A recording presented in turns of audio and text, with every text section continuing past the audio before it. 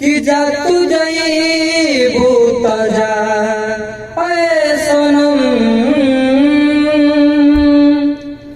देख के दिलावा में हमारा जख्म।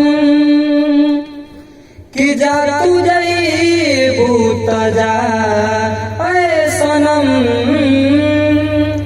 देख के दिलावा में हमारा जख्म।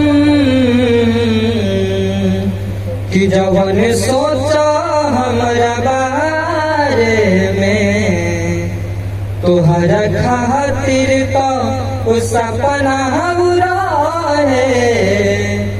प्यार कौनो परसो के कायल न रहे, भुला दिहलु ऐसे जैसे भइल न रहे।